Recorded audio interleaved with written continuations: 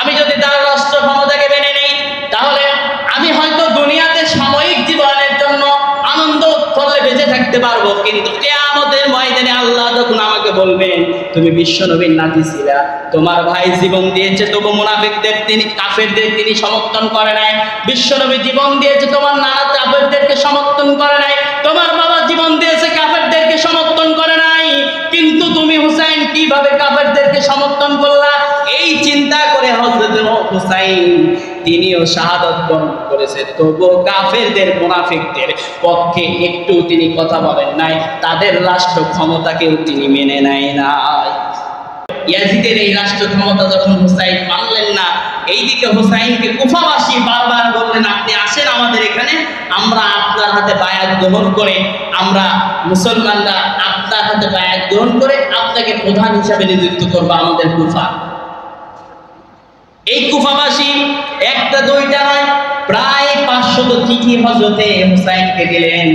হযরত হুসাইনকে যখন চিঠিগুলো দিলেন, সেই সময় মদিনার অনেক মুসলমান অনেক সাহাবারা ছিল, এর মধ্যে ছিল হযরত আব্দুল্লাহ বিন আব্বাস। এই আব্দুল্লাহ বিন আব্বাস তাকে নিষেধ করলেন, ওগো হুসাইন, কুফার মানুষেরা কিন্তু খুব একটা ভালো না, তুমি কুফাতে যাবে না, কুফাতে গেলে ওরা তোমাকে বাঁচতে দেবে না। হযরত হুসাইন বললেন ঠিক আছে যাব না। একজনকে পাঠানো হলো, কিছু সৈন্য নিয়ে পাঠানো হলো, যাও কুফার অবস্থাটা দেখে আসো, সত্যি কি ঘটনা কিনা, তারা আমার হাতে বায়াত গ্রহণ করবে কিনা।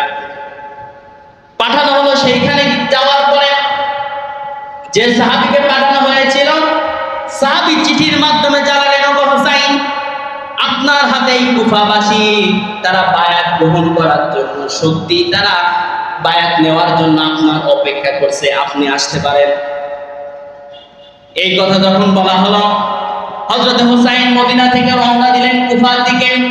কুফার দিকে যখন রওনা হলেন, এক পর্যায়ে কুফার কাছাকাছি যখন চলে আসবেন, এই সময়ে ওইদিকে ইয়াজিদ চিন্তা করলেন যদি হুসাইন চলে আসে আর হুসাইনের ক্ষমতা যদি সবাই মেনে নেয়, তার হাতে যদি বায়াত গ্রহণ করে, তাহলে এমন একটা অবস্থা হবে মুসলমানদের মধ্যে দলটা ভারী হয়ে যাবে, তারা এমন একটা অবস্থা করবে আমাদেরকে বাঁচতেও দিবে না, আমাদেরকে একত্রিত থাকতেও দিবে না, আমাদের ক্ষমতা সব কিছু তারা নিয়ে নেবে। এরকম চিন্তা করার পরে হযরত হুসাইনের বিরোধিতা তারা শুরু করলেন। যে সাহাবীকে পাঠানো হয়েছিল সৈন্য নিয়ে, কুফার মানুষগুলো বললেন আমাকে হুসাইন পাঠিয়েছে, তারা সবাই তাকে সমর্থন করলেন। 4000 সৈন্য এক জায়গায় করলেন, কুফাতে আক্রমণ করার জন্য ইয়াজিদ বাহিনীর লোক পাঠানো হলো। ইয়াজিদ বাহিনীর লোক পাঠানো হলো, এরা আসার পরে ইয়াজিদ বাহিনীর সামনে গিয়া তারা বক্তব্য দিচ্ছেন, শোনো, তোমরা যদি কেউ ইয়াজিদের রাষ্ট্র ক্ষমতাকে অস্বীকার করো, তাহলে ইয়াজিদ বাহিনী তোমাদের গোলাগুলো আলাদা করে দেবে মাথা থেকে, আর যদি তোমরা ইয়াজিদের রাষ্ট্র ক্ষমতা যদি গ্রহণ করো, তাহলে তোমাদেরকে স্বর্ণ মুদ্রা দিয়া ভরে দেওয়া হবে। বুঝা গেল? যদি তোমরা ইয়াজিদের রাষ্ট্র ক্ষমতা যদি গ্রহণ করো, তাহলে তোমাদেরকে স্বর্ণ মুদ্রা দিয়া ভরে দেওয়া হবে, আর যদি গ্রহণ না করো, তোমাদের বডি থেকে মাথাটা আলাদা করে দেওয়া হবে। এই ঘোষণা যখন হয়ে গেল, খেয়াল করে দেখেন মুসলমানদের মধ্যে মুনাফিক কেমন। 4000 সৈন্য যখন ছিলেন, এই বক্তব্য দেওয়ার পরে লোক কমতে এক রাতের মধ্যে ওই যে পাঠানো সাহাবী ছিলেন, ওই সাহাবীর সঙ্গে আর মাত্র 3 জন। কয়জন? 4000-এর মধ্যে আর বাকি আছে কয়জন? 3 জন। এবার তাকে ওই সাহাবীকে ঘোষণা করা হলো তাকে বন্দী করো। ইয়াজিদ বাহিনী তাকে বন্দী করলে এবার তাকে ফাঁসি দিবেন। ফাঁসি দেওয়ার আগে সাহাবী বললেন, শোনো, আমার তো তোমরা ফাঁসি দিবাই, আমাকে একটা চিঠি দেওয়ার মতন তোমরা পরিবেশ তৈরি করো, আমার এটা শেষ ইচ্ছা, তুমি চিঠিটা দেওয়ার জন্য আমাকে তুমি একটু অনুমতি দাও। চিঠি দেওয়ার অনুমতি দেওয়া হলো। চিঠিতে লিখলেন, ওগো হুসাইন, ইয়াজিদ এই কুফার মানুষগুলো আসলেও কুফা, তারা তোমার হাতে বায়াত গ্রহণ করার কথা বলে আবার ইয়াজিদের বাহিনী যখন তাদেরকে ধমকি ধামকি দিয়েছে, সকল মানুষগুলো ইয়াজিদের সঙ্গে হাত মিলিয়েছে, মেহেরবানি করে কুফাতে আর আসার দরকার নাই, তুমি ঘুরে মদিনায় চলে যাও। এই কথা যখন বললেন, এই চিঠি লিখে যখন হযরত হুসাইনের কাছে পৌঁছানো হলো, হযরত হুসাইন তখন কুফার কাছাকাছি জায়গায় চলে আসছে। তিনি চিন্তা করলেন কুফাতে আর না থেকে আমি এবার সরাসরি ইয়াজিদের কাছে যাব দেখা করতে। হযরত হুসাইন কিন্তু যুদ্ধের জন্য যায় নাই। হযরত হুসাইন যুদ্ধের জন্য যায় নাই, তিনি মাত্র ৭২ জন মানুষ নিয়ে গিয়েছিলেন। এর মধ্যে ৪০ জন ছিল পুরুষ আর ৩২ জন ছিল নারী এবং শিশু। এইসব ৭২ জন মানুষ নিয়ে তিনি কুফায় গিয়েছিলেন। সেখানে রাষ্ট্র ক্ষমতার তিনি দায়িত্ব পাবেন এই আশায় যুদ্ধ করার জন্য না। ইয়াজিদ বাহিনী আবার ঘোষণা দিলেন, তোমরা হুসাইনের সঙ্গে যারা আছে এদেরকে হত্যা করে ফেলো। কুফার কাছে যখন চলে গেলেন, কারবালার প্রান্তরে যখন চলে গেলেন, ওখান থেকে যাওয়ার পরে রাতের বেলা যখন সিদ্ধান্ত হয়ে গেল, হযরত হুসাইন ডাক দিয়া বলেন, ওগো আমার সঙ্গে তোমরা সাথীরা যারা এসেছো, তোমরা রাতের মধ্যে তোমরা মদিনায় চলে যাও, এখানে থাকার দরকার নাই। এই কারবালার প্রান্তরের অবস্থা খুব একটা ভালো না, তোমরা চলে যাও। সাহাবায়ে কেরামরা যারা ছিলেন বললেন, ওগো হুসাইন, আমরা আপনার সঙ্গে একসাথে এসেছি, প্রয়োজনে বাঁচবো একসাথে, আর না হলে মরবো একসাথে, তবুও আপনাকে একা রেখে আমরা এখান থেকে যাব না। এই কথা বলে তারা চুপ হয়ে গেলেন। ফজরের পর থেকে যুদ্ধ শুরু হয়ে গেল। জোহর হতে হতে দেখা গেল মুসলমানদের মধ্যে থাকা ৪০ জন পুরুষই তারা শহীদ হয়ে গেছে। কতজন? ৪০ জন পুরুষই শহীদ হয়ে গেছে। এখন বাকি থাকে বাচ্চা, মহিলা আর হুসাইন। হুসাইনের ছোট্ট সন্তান পানির জন্য চিৎকার করছে, পানির জন্য কান্নাকাটি করছে। হযরত হুসাইন তার স্ত্রী তার সন্তানকে তুলে দিলেন, যাও ফোরাত নদীর তীর থেকে একটু পানি তাকে খাওয়াই নিয়ে আসো। কিন্তু দেখা গেল তার সন্তানকে যখন নিয়ে আসলেন, অপর প্রান্ত থেকে পাহাড়ে নদীর ওই পার থেকে ইয়াজিদ বাহিনীগুলো হুসাইনের দিকে তীর দিয়ে তারা আকর্ষণ করে রেখেছেন। ইয়াজিদ এমন ভাবে তিনি লোকজন ঠিক করে রেখেছেন, হযরত হুসাইন যেখানে যাবে সেখানে তাকে হত্যা করতে হবে। হযরত হুসাইন তিনি ছোট্ট বাচ্চাকে নিয়ে ফোরাত নদীর তীরে গেলেন। বাচ্চাটাকে উঁচু করে ধরে বললেন, ওগো ইয়াজিদ বাহিনী শোনো, আমার হাতে দেখতেছো ছোট্ট বাচ্চা, তোমাদের মনে কি দয়া নাই, মায়া নাই?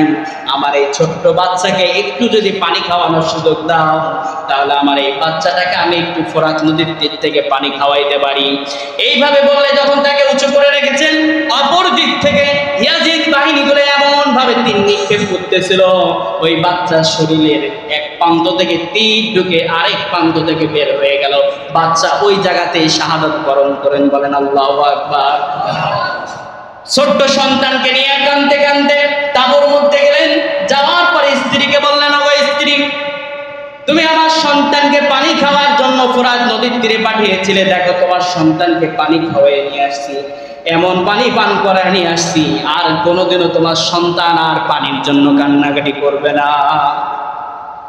আমার ভাইরা খেয়াল করে দেখেন, এবার হযরত হুসাইন তাকে হত্যা করা হলো, তীর মেরে আঘাত করে তাকে দুনিয়া থেকে বিদায় করা হলো, তার মাথা থেকে কল্লাটা আলাদা করে দেওয়া হলো। ইয়াজিদের কাছে নিয়ে গেলেন। ইয়াজিদের কাছে নিয়ে যাওয়ার পরে এবার ইয়াজিদ তার হযরত হুসাইনের মাথা এবং ঠোঁটের কাছে পাও দিয়া বারবার লাথি। বলেন আল্লাহু আকবার। সেই জায়গায় থাকা কিছু মুসলিম ছিলেন, মুসলিমরা ডাক দিয়ে বললেন, ওগো ইয়াজিদ, অনেকক্ষণ ধরে তোমার এই কাহিনীগুলো সহ্য করছি, আর একটু সহ্য করতে পারবো না। তুমি এমন মাথার উপর পাও রেখেছো, যেই ঠোঁটের উপর পাও রেখেছো, আমরা দেখেছি এই ঠোঁট আর মাথায় বিশ্ব নবীদের কতবার চুমু খেয়েছে, এর কোনো হিসাব নাই। এই মাথার উপরে হাত রেখে বিশ্ব নবী কতবার দোয়া করেছে, এর কোনো হিসাব নাই। আর একবারও যদি হুসাইনের ঠোঁটের উপরে আর মাথার উপরে যদি পাও দাও, তোমার কল্লা এখানেই আমরা শেষ করে দেব। সম্মানিত উপস্থিতি, খেয়াল করেন, এটা ছিল হযরত হুসাইন শাহাদাত বরণ করলেন। তাকে তার আগে ইয়াজিদ বলেছিল, ওগো হুসাইন শোনো, তুমি যদি আমার রাষ্ট্র ক্ষমতাকে মেনে নাও, তাহলে তোমাকে টাকা দেব, সম্পদ দেব, অর্থ দেব, বাড়ি দেব, গাড়ি দেব, যা কিছু চাও সব কিছু দেব, তোমাকে ক্ষমতার বস্ত্র দিয়ে দেব, শুধু তুমি আমি ইয়াজিদের রাষ্ট্র ক্ষমতাকে মেনে নাও। এই কথা বলেছিলেন, কিন্তু হুসাইন তিনি চিন্তা করেছিলেন, আমার শরীরে বিশ্ব নবী, আমি বিশ্ব নবীর নাতি, আমার শরীরে হযরত আলীর রক্ত বহন করছে। হচ্ছে এই আলীর রক্ত বহন দিয়া আমি কখনো ইয়াজিদের মতো মুনাফিকের রাষ্ট্র ক্ষমতাকে মানব না। আমি যদি তার রাষ্ট্র ক্ষমতাকে মেনে নেই তাহলে আমি হয়তো দুনিয়াতে সাময়িক জীবনের জন্য আনন্দ করলে বেঁচে থাকতে পারবো, কিন্তু কিয়ামতের ময়দানে আল্লাহ যখন আমাকে বলবেন তুমি বিশ্বনবীর নাতি ছিলা, তোমার ভাই জীবন দিয়েছে তবু মুনাফিকদের তিনি কাফেরদের তিনি সমর্থন করে নাই, বিশ্বনবী জীবন দিয়েছে তোমার নানা কাফেরদেরকে সমর্থন করে নাই, তোমার বাবা জীবন দিয়েছে কাফেরদেরকে সমর্থন করে নাই, কিন্তু তুমি হুসাইন কিভাবে কাফেরদেরকে সমর্থন করলা? এই চিন্তা করে হযরত হুসাইন তিনিও শাহাদাত বরণ করেছে, তবুও কাফেরদের মুনাফিকদের পক্ষে একটু তিনি কথা বলেন নাই, তাদের রাষ্ট্র ক্ষমতাকেও তিনি মেনে নেয় নাই। তিনি চিন্তা করেছিলেন আমি যদি এটা মেনে নেই অন্যায় জুলুম অন্যায় অত্যাচার যা কিছু হবে 1% আমার আমল নামায় আসবে, এই চিন্তা করে তিনি মানে নাই। সম্মানিত উপস্থিতি, হযরত হুসাইন জীবন দিয়ে গেছে এবং তিনি শিক্ষা দিয়ে গেছে প্রয়োজনে জীবন দাও, কিন্তু তবুও 2 নাম্বার রাষ্ট্র ক্ষমতাকে সমর্থন করা যাবে না। কথা বোঝা গেল?